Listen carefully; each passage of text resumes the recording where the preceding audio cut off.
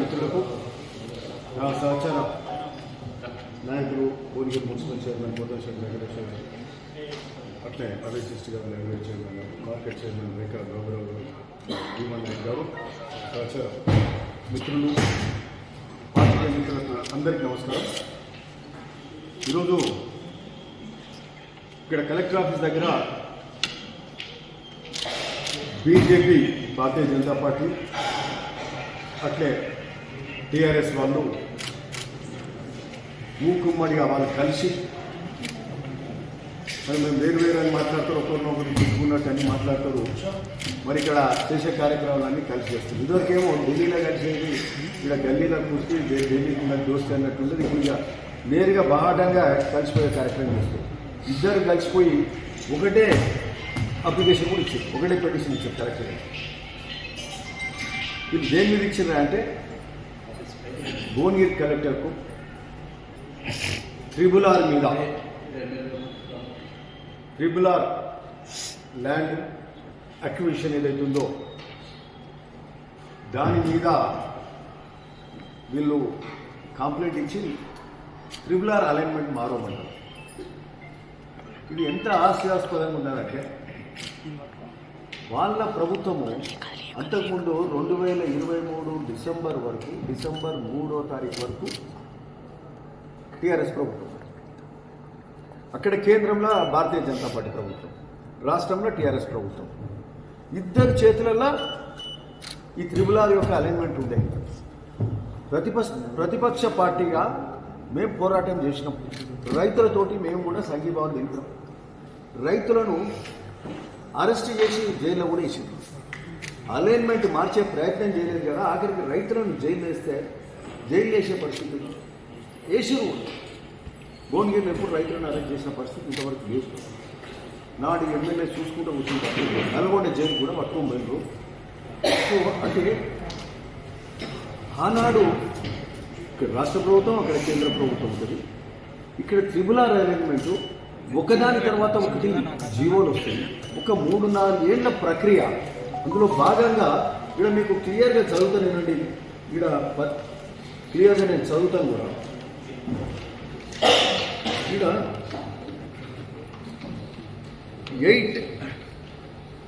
8/8 నాడు అంటే 3A gazette అయిపోయింది. జూన్ 23 3A గజెట్ అయిపోయింది. ఇప్పుడు రైతులు పోరాటం చేస్తారు. 3A గజెట్ అయిపోయింది. 3A అంటే initial district notification, initial order, gazette of India. తర్వాత 3D కూడా అయిపోయింది. 3D అంటే ఆల్మోస్ట్ ఫైనల్ అది. ఇది ఎప్పుడు అయిపోయింది? ఆగస్టు 2023లో అయిపోయింది. ఆ తర్వాత అంటే ఒకటొకటి అన్నీ చేసుకుంటూ పోయినారు. మళ్ళీ 3A 23/8 అయింది, ఆగస్ట్ 8 అయింది, 30th జూన్ అయిపోయింది. ఇట్లా అంటే 3A 3D 3G కూడా ఇవన్నీ నోటిఫికేషన్ ఒకదాని తర్వాత ఒకటి చేసింది. చూసుకుంటూ కూర్చున్నారు. రైతులు ధర్నా చేసారు, రైతులు రోడ్లు ఎక్కిండ్రు. ఒకరిద్దరు రైతులు చనిపోయింది కూడా. మా భూములు పోవట్టే అని చెప్పి ఒకసారి కాదు, 2 సార్లు కాదు, 4 సార్లు భూములు పోయినాయి. కాలువలకు పోయినాయి, టవర్ లైన్లకు పోయినాయి, మళ్ళా బైపాస్కు పోయింది. ఇట్లా రోడ్లకు, అంతకుముందు రోడ్లకు పోయినాయి, అనేక సార్లు పోయి ఇప్పుడు మళ్ళా త్రిబుల్-ఆర్కి మళ్ళా భూములు పోతుంటే రైతులు ఇబ్బంది పడ్డారు. ఎక్కడో మూటకొండ రౌతలకి వెళ్ళి పోయే అలైన్మెంట్ మున్సిపాలిటీలకు వెళ్ళి ఎప్పుడు కూడా ఎవరు తీసుకోగలుగుతాం. మున్సిపాలిటీలకు వెళ్ళి పోతుంటే ఆయన వెంచర్ పక్కబట్టి అలైన్మెంట్ ఉంటుంది. సంబంధించిన ఆనాటి ఎమ్మెల్యే ఇదే పైలశేఖర్ రెడ్డి, ఆ రోడ్ విషయం నాకు తెలియదు, ఆడికి పోయేది నాకు తెలియదు అని అన్నారు. ఇదందరికీ కూడా తెలిసింది. ఆనాడు ఆడ ధర్నా చేస్తున్నారు, రైతులు అరెస్ట్ కూడా చేశారు. విలేకరులు అడిగితే నాకు ఆడికి రోడ్ పోయేది తెలియదు అంటాడు. అంటే ఇన్ని అబద్ధాలు చెప్పి చూసుకుంటూ కూర్చొని రైతులు నష్టపోతుంటే ఒక మున్సిపాలిటీలో వాల్యుబుల్ ల్యాండ్స్, భువనగిరి మున్సిపాలిటీ కాదు, అక్కడ వర్కుట్పల్లి నుంచి మొదలు పెడితే ఇటు తుక్కాపురం మీదకి వెళ్ళి, ఇట్లా పెంచగలపాడు మీదకి వెళ్ళి, భువనగిరి ఇట్లా రాగిరి మీదకి వెళ్ళి, మున్సిపాలిటీ మీదకి వెళ్ళి భూములు పోతుంటే చూసుకుంటూ కూర్చొని అంటే మూటకొండ రౌతలకి వెళ్ళి వేడబోతుంటే ఆయన వెంచర్ పక్క పడి పోతుంది, ఆడ పక్కకు రైతుల భూములు పోతాయి. అంటే రైతుల భూములు పోతే ఓకే, నాకు ఈడ నా వెంచర్ మాత్రం బాగుండాలి, నా వెంచర్ పట్టుకోకపోతే ఇంత విలువ వస్తుంది అనే ఉద్దేశం మరి పైలశేఖర్ రెడ్డి గారు మాకైతే అర్థం కాలేదు. సరే ఏదేమైనప్పటికీ రైతుల బాధ అయితే వర్ణనాతీతం. రైతుల కోసం మేము పోరాటం చేసినాం, అనేక సందర్భాల్లో మేము చెప్పినాం. ఈ ఉద్యమంలో మేము అలైన్మెంట్ మార్చడానికి మా ప్రయత్నం చేస్తామని పదే చెప్పినాం, చాలాసార్లు చెప్పినాం. ప్రియాంక గాంధీ గారితో కూడా భువనగిరిలో మాట్లాడించాం, చేసే కార్యక్రమం చేస్తూ ఉన్నాను. నేను కూడా ఎప్పుడైనా పరిశీలిస్తామని ఒకసారి ఏదైనా ఎమోషనల్గా చేస్తామని అనుండొచ్చు, బట్ ఎక్కువ సార్లు మా ప్రయత్నం చేస్తామని మాట్లాడడం చెప్తే ఇంకోటి కాదు. సరే ప్రభుత్వానికి వచ్చినాక కూడా ఆ అలైన్మెంట్ మార్చడానికి అంటే నేను ఒక ఎమ్మెల్యేను ఫస్ట్ టైం ఉంది, నేను వెంకరెడ్డి గారికి చెప్పడం జరిగింది, ముఖ్యమంత్రి గారికి కూడా చెప్పడం జరిగింది. నీకు చాలా అడ్వాన్స్ అయిందని నీకు ఎట్లా, ఎందుకంటే అలైన్మెంట్ అంతా ఒక్కటి మొత్తం నీటికి వెళ్ళడానికి ఉత్తర భాగం అంతా అలైన్మెంట్ ఫైనల్ అయినాక దక్షిణ భాగం ఏమో ఫైనల్ కానీ దాన్ని మారవడానికి ఛాన్స్ ఉంటుంది. అదేమో ఇప్పుడు చేస్తుంది దక్షిణ భాగం. ఇక్కడనేమో ఇది మారుస్తుంటే చూసుకుంటూ కూర్చున్నారు, అలైన్మెంట్ బయటికి వెళ్ళొచ్చు లోపల పడేస్తే చూసుకుంటూ కూర్చున్నారు. సరే ఈరోజు ఫైనల్ అయిన అలైన్మెంట్ ఎట్లా మారుస్తాం? నాకున్నది రైతుల బాధతో, నేను ఒక రైతు బిడ్డనే, నాకు బాధ ఉంది. కానీ మరి ఇది నా ఒక్కరి చేతిలో ఉండే అంశం కాదు, ఇది కేంద్ర ప్రభుత్వం రాష్ట్ర ప్రభుత్వాలు కలిసి అలైన్మెంట్ మారవాలంటే మరి అది ఎట్లా సాధ్యమైందో తెలియదు. నేనైతే ముఖ్యమంత్రి గారికి, ఆర్ఎంఈ శాఖ మంత్రి వెంకరెడ్డి గారు కూడా పదే చెప్పినాం, నేను ఏ విధంగా మారవగలుగుతానే ఆలోచన మాత్రం నేను ఖచ్చితంగా చాలాసార్లు మాట్లాడినా, చాలాసార్లు చేసిన. కానీ అదేంటంటే ఎప్పుడైనా ఇంతకుముందు చెప్పినట్టు అన్ని అలైన్మెంట్ పూర్తిగా అయిపోయింది, 3-4 ఏళ్ళ ప్రక్రియ అయిపోయింది, ల్యాండ్ ఎక్విజిషన్ నోటిఫికేషన్ అయింది, పబ్లిష్ కూడా చేసింది. పబ్లిష్ చేసినాక మరి మనం మాట్లాడాలంటే కొంచెం ఇబ్బందికరంగా. కానీ ఒక్కటి అడుగుతున్నా, ఆనాటి పాలకులు ఇక్కడ రాష్ట్రంలో టీఆర్ఎస్ ఉంటుంది, అక్కడ కేంద్రంలో బీజేపీ ఉంటుంది, వాళ్ళేమో చూసుకుంటూ కూర్చొని ఆ రోజు కిషన్ రెడ్డి దగ్గరికి పోతే కిషన్ రెడ్డి రెస్పాన్స్ ఇవ్వలేదు. ఇదే హరీష్ రావు ఇవాళ వస్తున్నాడంట, ఆయన కూడా ఆ రోజు ఆయన రెస్పాన్స్ ఇవ్వలేదు. వాళ్ళు మాట్లాడలే, వాళ్ళ చేతులలో ఉండే, వాళ్ళే దగ్గరుండి ల్యాండ్ ఎక్విజిషన్ చేపిస్తారు. ఈరోజు దొంగ కన్నీళ్ళు రాస్తారు తప్పితే ఇంకోటి కాదు. ఈరోజు ఇది అంటే ఒక పబ్లిక్ మళ్ళీ రెచ్చగొట్టే కార్యక్రమం చేస్తారు తప్పితే ఇంకొకటి కాదని చెప్తున్నాం. ఈరోజు మరి ఈ త్రిబుల్ అనే అంశము మీద సరే మా వంతు ప్రయత్నం చేసినాం. ఆ రోజు ధర్నాలు చేసినాం, రైతులు జైల్లో కూడా వేసిండు, మాకు తెలియదని నాకు ఎమ్మెల్యే మాట్లాడి ఈరోజు ధర్నా చేస్తున్నారు.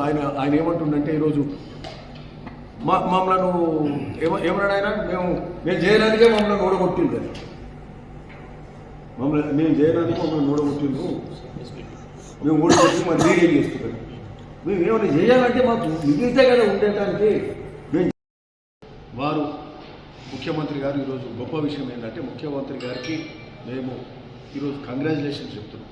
దావోస్ నుంచి తిరిగి రావడం, వారు దావోస్లో మొదటిసారి తెలంగాణ రాష్ట్రం 1,79,000 కోట్ల నిధులు ఇది డిఫరెంట్ ఎస్టాబ్లిష్మెంట్స్ పెట్టడానికి పారిశ్రామికవేత్త అది ఏమంటారు ఏఐ కానీ అట్లనే ఇంకా వివిధ కంపెనీలు ఇది సోలార్లో కానీ, సోలార్ ప్యానెల్స్ కానీ, బ్యాటరీస్ కానీ, పునరుత్పాదక ఎనర్జీ కానీ, గ్రీన్ ఎనర్జీ మీద అనేక కంపెనీలు పెట్టుబడులు రావడానికి ఈరోజు 1,79,000 కోట్లు తెలంగాణ చరిత్రలో ఎప్పుడు రాలేదు. గొప్పగా మాట్లాడే కేటీఆర్, నా అంత గొప్పలోడు అనే కేటీఆర్ కూడా ఎన్నడూ గత 5 ఏళ్లలో 40,000 కోట్లు లేగారు. ఈరోజు ముఖ్యమంత్రి రేవంత్ రెడ్డి గారు మొదటి సంవత్సరంలోనే ఇక్కడ ఇంత బిజీగా ఉండి ఇన్ని సంక్షేమ అభివృద్ధి కార్యక్రమాలు చేస్తూ కూడా దావోస్ పోయి 1,79,000 కోట్లు తెచ్చేటంటే ఈరోజు తెలంగాణ ప్రజలు అందరూ హర్షిస్తున్నారు. ఈరోజు ఇది గొప్ప విషయంగా మేము భావిస్తున్నాం. కిషన్ రెడ్డి గారు ఏమంటారంటే ఇది బయట మన వాళ్ళని తీసుకెళ్ళి, మన తెలంగాణ వాళ్ళని తీసుకెళ్ళి అక్కడ ఒప్పందాలు తీసుకొచ్చిందని చెప్తారు. ఈరోజు మేము ఒక్కటి చెప్పదలుచుకున్నాము, ఇలా తెలంగాణ కంపెనీ ఏదో అనేది కిషన్ రెడ్డి గారు కూడా చెప్పాలి. ఇక్కడ స్కై రూట్ ఏరోస్పేస్ అని 500 crores, ఇది మన తెలంగాణ కంపెనీ కాదు. అట్లనే కంట్రోలెస్ 10,000 కోట్లు, అట్లే సన్ పెట్రోకెమికల్స్ 45,000 కోట్ల 500, జేఎస్డబ్ల్యూ 800 కోట్లు, అమెజాన్ కంపెనీ 60,000 కోట్లు, టెల్మాన్ గ్లోబల్ 15,000 కోట్లు, సిఫీ టెక్నాలజీస్ 10,000 కోట్లు, ఉర్ఫా క్లస్టర్స్ 5,000 కోట్లు, రామ్కీ గ్రూప్ 5,000, రామ్కీ ఒకటి మనోళ్ళు, అది కూడా ఇప్పుడు రామ్కీ కూడా మనోళ్ళు ఏమనంటే మన తెలంగాణ అయితే కాదు, పక్క ఆంధ్రప్రదేశ్. ఎజిలిటీ 400 కోట్లు, జిఎస్కే గ్రూప్ 4,500 కోట్లు, మెటా ఎనర్జీ 7,000 కోట్లు. ఇట్లా డిఫరెంట్ కంపెనీస్ లేవు. ఒక ఉన్నదంటే ఒక మెగా ఇంజనీరింగ్ ఉండొచ్చు, ఒక రామ్కీ ఉండొచ్చు. అన్నీ బయటకి వచ్చినాయి. బయట కంపెనీలు దీన్నే స్థానికులనే బయట తీసుకుపోయి అది అగ్రిమెంట్ చేసుకున్నాను ఒట్టి మాటలు కిషన్ రెడ్డి గారు అంటూ. ఇక్కడ నుంచి అంటే తెలంగాణ భయభ్రాంతులు ఏం చేస్తున్నామంటే పెట్టుబడి పెట్టలేక బయట రాష్ట్రాలకు వెళ్తారు. భయభ్రాంతులను చేసి కిషన్ రెడ్డి గారు ఈరోజు మిమ్మల్ని అడుగుతున్నాము, భయభ్రాంతులు చేస్తే ఇన్ని కంపెనీలు ఎందుకు వస్తాయి మన దగ్గర? 1,79,000 కోట్లు వచ్చినాయంటే ఇది చిన్న విషయం కాదని మేము చెప్తున్నాం. ఈరోజు గొప్పగా ఈ తెలంగాణ రాష్ట్రం ముందుకు పోతుంది. యంగ్ ఇండియా స్కిల్ యూనివర్సిటీ కానీ, యంగ్ ఇండియా స్పోర్ట్స్ యూనివర్సిటీ కానీ, యంగ్ ఇండియా పేరు మీద తెలంగాణ రైజింగ్గా వివిధ గొప్ప కార్యక్రమాలు చేస్తూ తెలంగాణ రాష్ట్రం ముందుకు పోతూ ఉంది. మరి ఇన్ని కార్యక్రమాలు చేస్తూ ముందుకు పోతున్న సందర్భంలో మీరు తెలంగాణ బ్రాండును పెంచేలాగా మీరు మాకు సపోర్ట్ చేయండి తప్పితే తెలంగాణ బ్రాండ్ ఇక్కడ భయభ్రాంతులు అవుతుంది, వాడు ఇక్కడ ఇన్వెస్ట్మెంట్ చేస్తలేడని ఒకటి అబద్ధం మాటలు మాట్లాడకండి. ఒక పక్క చూస్తూనే ఉంటుంది. దీన్ని ఎంకరేజ్ చేసే విధంగా ఉండాలి కానీ ఇట్లా క్రిటిసైజ్ చేసి తెలంగాణ బ్రాండ్ను పడేయద్దు. మా రేవంత్ రెడ్డి గారు ముఖ్యమంత్రి గారు తెలంగాణ రైజింగ్ అంటున్నాడు. నెంబర్ 1గా తెలంగాణ రాష్ట్రాన్ని చేసే దిశగా కిషన్ రెడ్డి గారు కూడా ఈ సందర్భంగా ఓకే థ్యాంక్ యూ. మేము చేయాలంటే అన్ని మీరు చేసి కంప్లీట్ చేసేసారు. రెగ్యులర్ అలైన్మెంట్ చేసేసారు, ల్యాండ్ ఎక్విజిషన్ చేసారు, నోటిఫికేషన్ ఇచ్చారు, పబ్లికేషన్ కూడా చేశారు, పబ్లిష్ కూడా అయింది. ఈరోజు దాన్ని మారవాలంటే ఇది చిన్న విషయం కాదు. కేంద్ర రాష్ట్రాలు అందరూ కూర్చోవాలి, కిషన్ రెడ్డి కూడా దిగి రావాలి. మేము మార్చామని చెప్పి కిషన్ రెడ్డి దగ్గర పోయి కూర్చోండి, కిషన్ రెడ్డి మాట్లాడండి. అప్పుడు వీళ్ళందరూ కూర్చుంటే దానికి సాధ్యాసాధ్యాలు అయింది. నా వంతు ప్రయత్నం పూర్తిగా ముఖ్యమంత్రి గారు చెప్పాలంటే ఒక ప్రాజెక్ట్ టేకాఫ్ అయ్యే ముందు, ఎందుకంటే ఎన్నో ఊర్లు ఉంటాయి, ఎన్నో భూములు ఉంటాయి. ఆ ప్రతి దగ్గర భూములు పోయిన రైతుకు బాధగా ఉంటుంది. బట్ ఒక దగ్గర మార్చితే అంతటి కూడా మార్చే చేయాల్సిన పరిస్థితి ఉంటుంది. అంతా ఇది షురు అయిందంటే సరే. మరి అయినా కూడా నేను సాహసం చేసి మా ముఖ్యమంత్రిని అడగాలంటే కష్టం. ఎట్లయితే చేస్తున్నాను సార్, మేము మాట్లాడుతుంది తిరిగి చేస్తుంది అపోజిషన్ నాయకులుగా మాట్లాడితే చూద్దామని అనడం జరిగింది.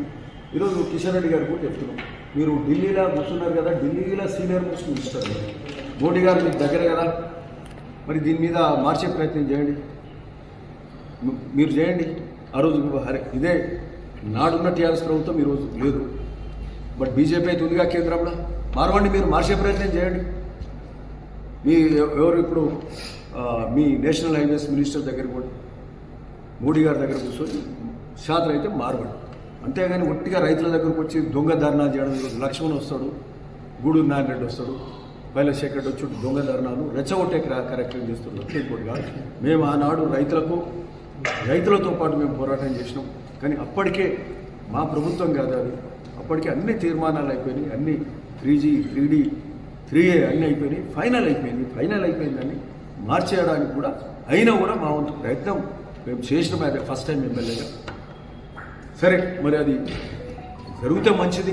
కానీ ఈరోజు వీళ్ళు మాట్లాడేది మాత్రం దొంగ రాజకీయం చేస్తున్నారు. బీజేపీ అండ్ బీఆర్ఎస్ ఇక్కడ వీళ్ళేమో కొట్లాడినట్టు చేస్తారు, ఢిల్లీలో కలిసే పని చేస్తారు. ఈరోజేమో మొదటిసారిగా ఇద్దరు కలిసిపోయి తోడు దొంగ కలిసిపోయి ఒకరు విజ్ఞాపన పత్రం ఇచ్చారు. చేసింది వాళ్ళు, బదనాం చేసేది ఈరోజు మమ్మల్ని తప్పితే ఇంకోటి కాదని సందర్భంగా చెప్తున్నాం. సరే, ఏదున్నా మీకు చిత్తశుద్ధి ఉంటే ఇంకోటి పోయి ఢిల్లీలో కూర్చుంటే ధర ఆడేయాలి. చేసిన వాళ్ళు కేంద్రం చేతులు ఉంటుంది, మార్చుకుంటే ఆడదు. కిషన్ రెడ్డి గారు మరి మాట్లాడాలి. ఇంకో విషయం, కిషన్ రెడ్డి గారు కూడా